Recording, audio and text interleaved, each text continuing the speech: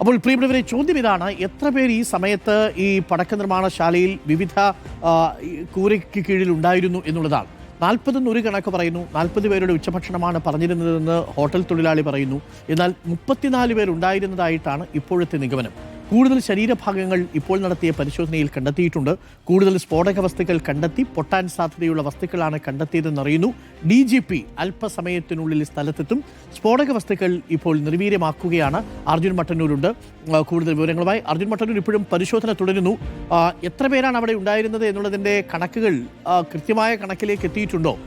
40 എന്ന് ചിലർ പറയുന്നു, 34 എന്ന് ചിലർ കണക്ക് കൂട്ടുന്നു. ഇപ്പോൾ പുതിയ ശരീരഭാഗങ്ങൾ കൂടി കണ്ടെത്തിയിരിക്കുന്നു എന്നാണ് നമ്മൾ മനസ്സിലാക്കുന്നത്. അവിടെ എങ്ങനെയാണ് തെരച്ചിൽ പുരോഗമിക്കുന്നത്? അർജുൻ മട്ടന്നൂർ. ഡോക്ടർ അരുകുമാർ, കടാവർ നായകളെ അടക്കം ഉപയോഗിച്ചുകൊണ്ടാണ് രാവിലെ 7 മണി മുതൽ ഈ മേഖലയിൽ പരിശോധന നടത്തിക്കൊണ്ടിരിക്കുന്നത്. മുണ്ടത്തിക്കോട് ഈ വയലിന്റെ മധ്യഭാഗത്ത്, അതായത് സ്ഫോടനം നടന്ന മേഖലയിലാണ് ഈ പരിശോധന നടത്തിയത്. ഏറ്റവും പ്രധാനപ്പെട്ട കാര്യം, നിലവിൽ പോലീസിന്റെ നിഗമനം ഈ സ്ഫോടനം നടന്ന സ്ഥലത്ത് ആകെ ഉണ്ടായിരുന്നത് 34 പേരാണ് എന്നതാണ് പോലീസിന്റെ നിഗമനം. ഈ 34 പേരിൽ ചിലർ ആ സമയത്ത് മറ്റിടങ്ങളിലേക്ക് മാറിയിരുന്നു, അല്ലെങ്കിൽ വീടുകളിലേക്ക് പോയിരുന്നു, തൊട്ടപ്പുറത്തേക്ക് മാറിയിരുന്നു, രക്ഷപ്പെട്ടിരുന്നു. ഏതാണ്ട് 10ഓളം പേരെങ്കിലും അങ്ങനെ രക്ഷപ്പെട്ടിട്ടുണ്ട് എന്നാണ് പോലീസിന്റെ പ്രാഥമികമായ നിഗമനം. എന്തായാലും ഇന്ന് ഏറ്റവും പ്രധാനപ്പെട്ട കാര്യം, ഈ തിരച്ചിൽ ഏതാണ്ട് 2 മണിക്കൂർ പിന്നിടുമ്പോൾ നിരവധി ശരീരാവശിഷ്ടങ്ങൾ ഈ മേഖലയിൽ നിന്ന് കണ്ടെത്തിയിട്ടുണ്ട്. പ്രത്യേകിച്ച് ഈ സ്ഫോടനം നടന്ന ഈ ഒരു പറമ്പ് പോലെയുള്ള വയലിന് നടുവിലുള്ള ആ ഭാഗത്തു നിന്ന്, അതോടൊപ്പം തന്നെ ചുറ്റുമുള്ള വയലിൻ്റെ ഭാഗത്തു നിന്നും ശരീരഭാഗങ്ങൾ കണ്ടെത്തിയിട്ടുണ്ട് എന്നതാണ് ഏറ്റവും പ്രധാനപ്പെട്ട കാര്യം. കൈപ്പത്തിയുടെ ഭാഗങ്ങളടക്കമാണ് കണ്ടെത്തിയത്. അതോടൊപ്പം തന്നെ ശരീരത്തിൻ്റെ മറ്റ് ഭാഗങ്ങളും കണ്ടെത്തിയിട്ടുണ്ട്. ഇതൊക്കെ തന്നെ ഇപ്പോൾ പോലീസ് മെഡിക്കൽ കോളേജിലേക്ക് മാറ്റിക്കൊണ്ടിരിക്കുകയാണ്. ഏറ്റവും പ്രധാനപ്പെട്ട കാര്യം, ഇത് നിലവിൽ കണ്ടെത്തിയ മൃതദേഹങ്ങളുടെ അവശിഷ്ടങ്ങളാണോ എന്ന കാര്യത്തിൽ വ്യക്തതയില്ല. DNA പരിശോധന അടക്കം നടത്തിയ ശേഷം മാത്രമേ ഇക്കാര്യത്തിലൊരു വ്യക്തത വരികയുള്ളൂ. അതോടൊപ്പം തന്നെ മറ്റൊരു പ്രധാനപ്പെട്ട കാര്യം, ഈ മേഖലയിൽ ഇത്തരത്തിൽ ഇനിയും പൊട്ടാൻ സാധ്യതയുള്ള സ്ഫോടക വസ്തുക്കൾ കണ്ടെത്തി എന്നുള്ളതാണ്.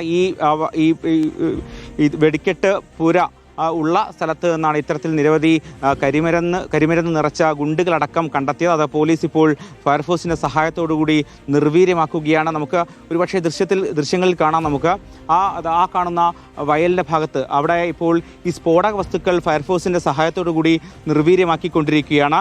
അത്തരത്തിൽ എത്രയും പെട്ടെന്ന് പൂർണ്ണമായും, കൂടുതൽ ചൂടാകുന്നതിന് മുൻപ്, കൂടുതൽ വെയിൽ വരുന്നതിന് മുൻപ് ഈ പൊട്ടാൻ സാധ്യതയുള്ള സ്ഫോടക വസ്തുക്കൾ പൂർണ്ണമായും അത്തരത്തിൽ നിർവീര്യമാക്കുക എന്നതാണ് പോലീസിൻ്റെ ലക്ഷ്യം. അതോടൊപ്പം തന്നെ ഈ 34 പേരാണ് ഉള്ളത് എന്ന് പറഞ്ഞു. അതിൽ സ്വാഭാവികമായും കൂടുതൽ പേരുണ്ടോ എന്നത് പോലീസ് പരിശോധിക്കുന്നുണ്ട് എന്നും പറയുന്നുണ്ട്.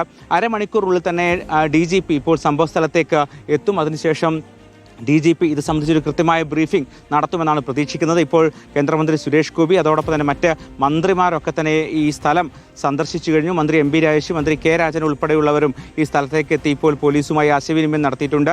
ADGP, അതോടൊപ്പം തന്നെ IG, DIG അടക്കമുള്ള ആളുകളൊക്കെ തന്നെ ഇങ്ങോട്ടേക്ക് എത്തിയിട്ടുണ്ട്. കമ്മീഷണർ, അതോടൊപ്പം